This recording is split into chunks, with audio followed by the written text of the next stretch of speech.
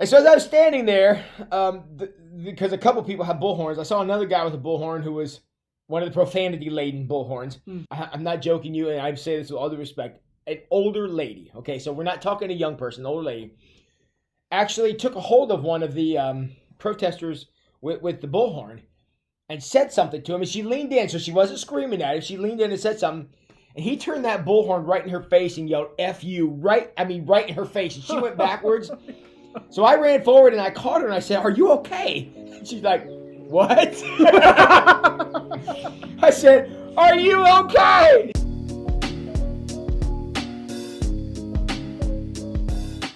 Hi, I'm Parker Miley. I'm Tim Benjamin. And as you all know, last week we talked about how Tim was going rogue into Nashville, Tennessee to talk and protest the Child Mutilation rally, right? Mm-hmm. That's where he was. Yep. And he comes back into the great city of St. Mary's, and as a result of the incredible threat that he is, they turned off all of the power. Yes, we have no power to the entire town. Yes. Because Tim has become too powerful.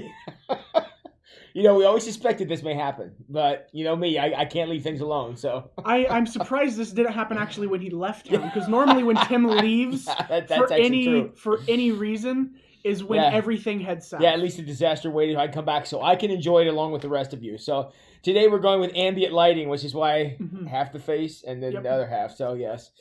But God has sent us a nice sunny day, so we're glad for that. Yeah, it's a beautiful day. Yeah, it is beautiful outside, and people are going to go outside and enjoy it now because none of the electronics work. Maybe this is all from God, actually, saying, I give you this day, get outside. Yes, get off your phone and go outside. But anyways, Tim, one of the co-CEOs of the Rage Podcast, went down live into the world outside of the barriers of the great city again of St. Mary's. Yes, and my biggest takeaway is I've led an incredibly sheltered life. Yes. Tell us more. Yes, well, Susan and I went down. My desire was to go see something like this live, and since it was only 6 hours away, she had a little vacation time saved up, so did I. So took a couple days off and cruised down there and went to the rally to end child mutilation and so-called gender affirmation surgery. And we were down there as hosted by the Daily Wire, and there were some other notable people, a lot of Tennessee Congress people, and Tulsi Gabbard was also there. Mm-hmm. So it was an interesting time, and I met some interesting people. Susan and I got there, hours and hours ahead of time because we didn't know exactly where we're going. Plus, we wanted to, go see some of the sights, and I had a burning desire to know what a $19 milkshake tasted like.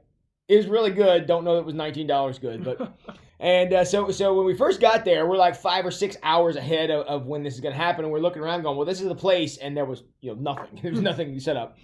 So, which was not, we didn't expect there to be. So we kind of said, okay, this is the place. So we used that as our hub, and we kind of went around and saw some different things. So we came back about an hour and a half or so before the event started. And then there were some people there. Now, again, we'd been there already when no one was there. I mean, it was a wide open pavilion. So now we walk up and there's a group of individuals there. And we just said, okay, well, we'll join the group. So we kind of walked up there, and I was standing there in my Steven Crowder shirt that says, there is no your truth, there's only the truth. Probably not the best wardrobe choice I ever made in my life. Anyways, I'm standing there, and all of a sudden, somebody turned around and looked at me that was up there, had a mask on. And it was a woman, I think. And so turned and looked at me, and all of a sudden turned her sign around, and it had some kind of, we hate Matt Walsh slogan on it. I forget exactly what it said. But turned it toward me. And I was like, okay, that's not the sign I expected to see. All of a sudden, some other people start doing it, and all of a sudden I'm like, Susan, we're on the wrong side. We were standing with Antifa right in the middle of a group of people who had signs saying death to Nazis and things like that. And all of a sudden, like, we need to get out of here. So we walked around to the other side. I saw some guy had a sign with a scripture on it. I'm like, we're going to go stand with that guy. I don't even know which side he's on. We're going to stand with him. We went over there, and he looked at us like, are you crossing sides? I'm like, no, we were on the wrong side to start with. So anyway, so it was fascinating. But we got over there. The crowd then started, the Antifa crowd that was there started chanting.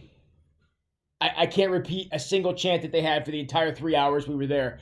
because all of them contained colorful metaphors of what they wanted everyone else to go do.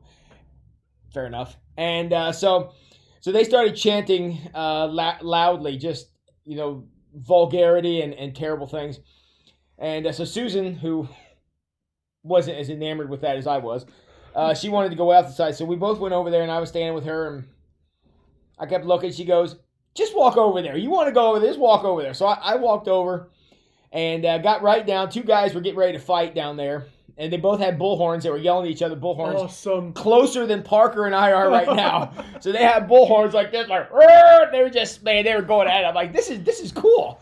And I was like, which one's gonna give up first? And I actually walked away before they did. And so as I was standing there, because a couple people had bullhorns, I saw another guy with a bullhorn who was one of the profanity-laden bullhorns. And I'm not joking you, and I say this with all due respect. An older lady, okay, so we're not talking a young person, an older lady, actually took a hold of one of the protesters with the bullhorn and said something to him, and she leaned in, so she wasn't screaming at him, she leaned in and said something, and he turned that bullhorn right in her face and yelled, F you, right in her face, and she went backwards. So I ran forward and I caught her and I said, are you okay? And she's like, what? I said, are you okay? And she goes, oh, yeah, I'm fine. And I was like, what did you ask him? And she said, I was asking him if he thought all that profanity was going to affect anybody's opinion. Appropriate answer, I guess. But anyways, that's kind of how it went. So they were screaming and yelling. I think it was all a lot of noise and no thunder. So when the event started, they started screaming the F word. And what they were trying to do was make it so they couldn't use the audio they were recording for the live stream. I'm sure that's what their point was. And they had a siren thing they were blowing and all this stuff the whole time. Just anything they could do to distract. Matt Walsh came out and he talked. And then another congressman came out. And then Tulsi Gabbard came out and she spoke. And a few other local Tennessee Congress people came out and spoke. It was a nicely run event. As far as the event goes. And, it was very positive to see somebody stand up and say, we don't know what the long-term effects of this so-called gender affirmation surgery is. And maybe we ought to know what some of that is before we start advocating, making insurance companies pay for it and things like that. So that was the conversation. It was a very interesting time in that you could definitely tell a difference of approach between the two sides. Obviously, the people who were there in support of the rally way outnumbered the very, very loud Antifa group that was there in the middle. I was pretty proud of the way the rally handled themselves. The one guy with the bullhorn screaming, you all need Jesus, that probably was not necessary. That being said, by a pastor. Yeah. I didn't disagree with what he was saying. Just his methods I was questioning a little bit. But it was a very interesting time where there was a lot of energy from the crowd, from both sides, and I almost feel like they were feeding off of each other, so to speak. And but the thing I took away is there are some really extreme opinions on both sides of every issue. That's not news. But what this gave me a chance to see what happens when the unstoppable force meets the immovable object. That's what this was. And that's what I went down there to see. What I was not terribly worried, what I was a little concerned about is that once the Antifa guys started and started screaming and yelling, that they would shut down the event. And it didn't. I was surprised. They went on as scheduled. Now, I will say they had police officers who were lining the front, and eventually a group of police officers went and actually stood in the middle of the Antifa crowd, stood right there in the middle of them to just make sure nothing happened. And but it was very loud and no. One could call that profiling. Yes, no, one could call that follow the noise. Yeah, but it was a very interesting experience to get to see what the opposition looks like. And again, I'm talking both sides. Get to see what the people who are saying we probably ought to leave things alone and probably ought to study this a little more. And the other side saying, nope, if you say it, that's how it is, and we should go ahead and go for it, and just a very different approach. So it was a fascinating experiment in human expression, I guess. Yeah. Because I was going for two reasons. I was going to support the cause, which I absolutely do. But I also was going to, I wanted to see how both sides behaved. and which side I was more ashamed of. And I'm very concerned about people who I think were just riding emotion. Because I told Susan when the whole thing was over, not everybody that was there, but the really hardcore, holding up dirty signs and shouting profanity, I'm pretty sure they would have protested whatever was going on. I don't know that the cause really made that much difference.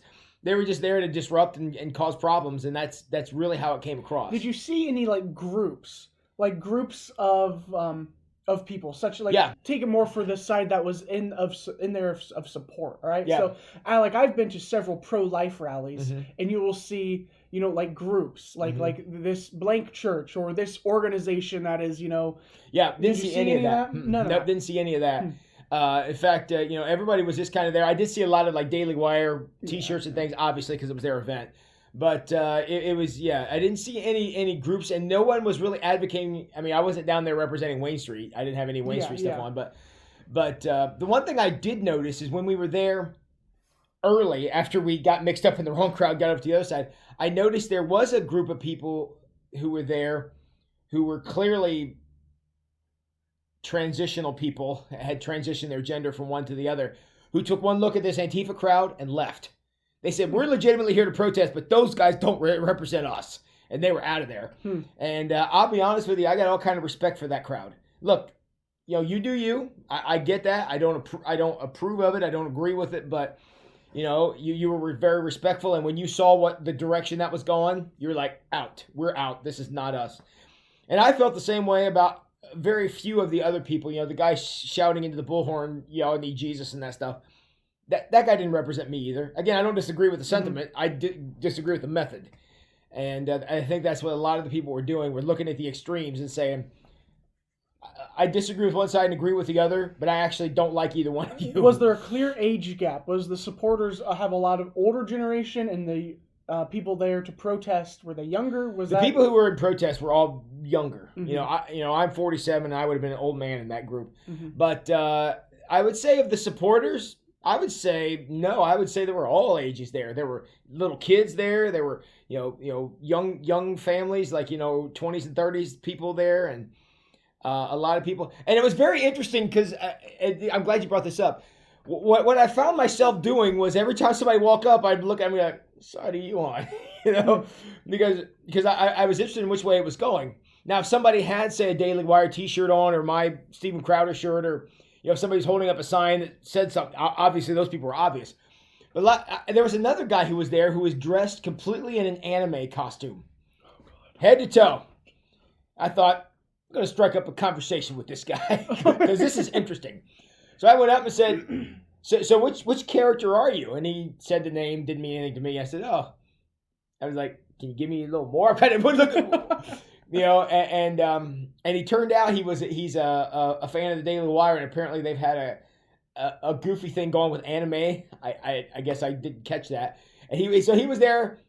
He said, I'm here because I want to get canceled from Matt Walsh's show, which is what Matt Walsh does. He bans you from the show if you do something funny or whatever. So he said, that's what I'm here for. So I thought he was a protester. Turns out he was the #1 fan of Daily Wire there, dressed up as an anime character. I thought, it really is all kind here today. So you had both these crowds. Yeah. And I've never been to, say, an event like this. I've been to several pro-life rallies, but those are very, I think, different from what you For me, where it'd be there's one that happens in Ohio. You march around the Capitol. You have some speakers come in. It's the number of supporters are obviously outweighs anyone who's protesting at an event like that, because that's how all of those events, the March for Life, even. Yeah. But so you're in this pavilion. You have one side of the protesters and you have one side of the supporters, of the event. And now what was the banter back and forth with each other? Did you go? Well, that was pretty interesting. Actually, the way it happened is the group that was protesting was actually so small. They were actually in the middle, and all the rally was around them. Okay. So they were surrounded. And I kind of watched, because I positioned myself because I wanted to be close enough to see what they were going to do. And so I was, 10, 15 feet away from where the real chaos was going on. But I noticed around the edges, people were talking to each other civilly. Now, there were a few people with the bullhorns acting like morons, but around the edge, there was civilly. I mean, there was a guy there who had a Christian T-shirt on, talking to a guy holding a sign that said Christian nationalism is evil.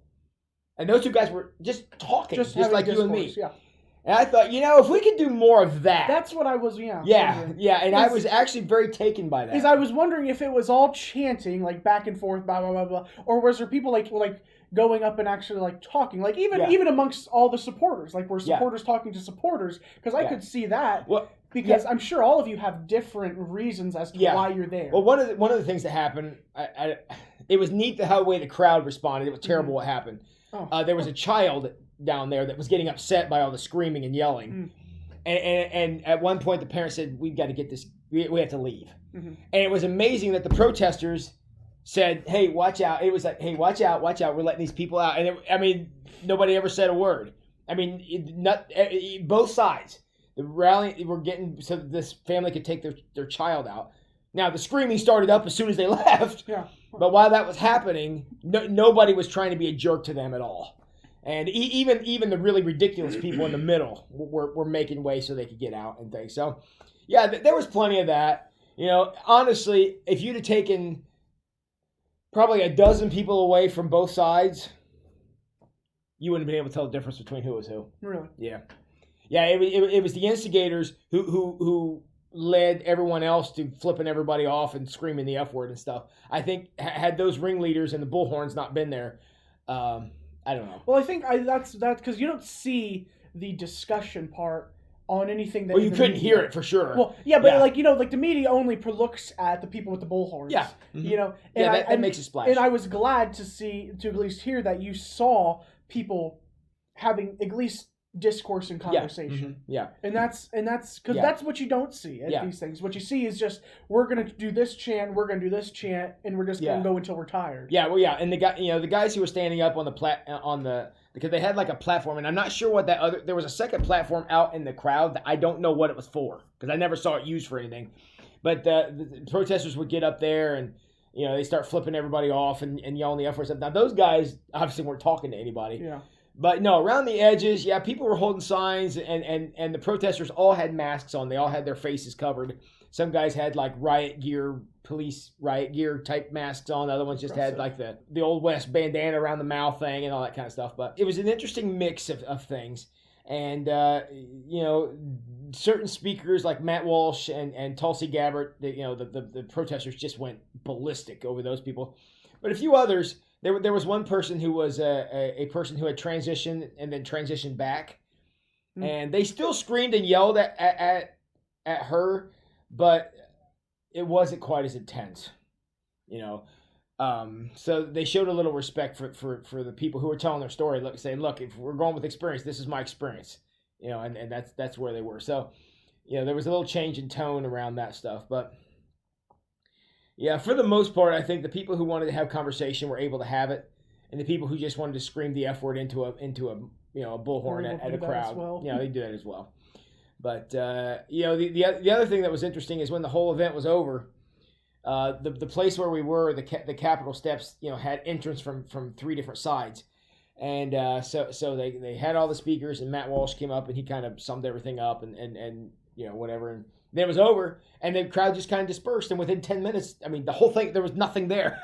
So it just ended. It just ended, it was just over. Wow. Yeah, and they went back to playing music, because they play music literally everywhere in Nashville. Yeah, if you're in Nashville and you can't hear music, you better go like this and find out what's going on with your ear. So, because every place you go, there's music playing. It was a fascinating event. It was kind of what I expected to see. But it was good to be able to see it in real life, because I very much like Parker. Yeah, the guy screaming the F word into the bullhorn, you're going to see him on the news. But the two people talking off to the side, that you don't. Yep. And that happened a significant amount, where two people who clearly, based on the signs they were holding, didn't agree and didn't look like each other, but they were talking. I wish that would have been what was put out there, and not the morons on the bullhorns. Yeah. I think at the end of the day, what it helped me understand is that there is opposition out there. Mm-hmm. Sometimes I feel like when we live in places like St. Mary's, we're in not an echo chamber, but you don't see a lot of aggressive kind of banter. I saw a lot of that there, And I got to see what two sides, literally, quoting the Joker, it was the unstoppable force meeting the immovable object. That's exactly what it was in that moment. And that's something you don't get to see every day. And I was glad to be able to experience that, to understand the agenda that's going through some of these crowds and some of these ideas, and how evil, I guess, their rhetoric can get to be. So it's a good experience. Glad I went. Thank you all for all you who prayed for us going down there. We had traveling mercies the whole way. Thank the good Lord for that. Had a beautiful weekend to be there. I drank a $19 milkshake. So, I mean, there you go. I may have reached the pinnacle of human experience. So, well, next week, I don't know if we're going to have anything quite this exciting to talk about. But, we'll have to figure that out. Yeah, because I'm not going anywhere. So I'll create my own protest. Yep. The Parker protest. Parker Miley protest. The Parker Miley protest. I'm in. Well, thanks everybody for joining us for these 2 weeks that we've been kind of talking about what's been going on in my life, and I appreciate that. Keep praying, because there is a lot of work to do.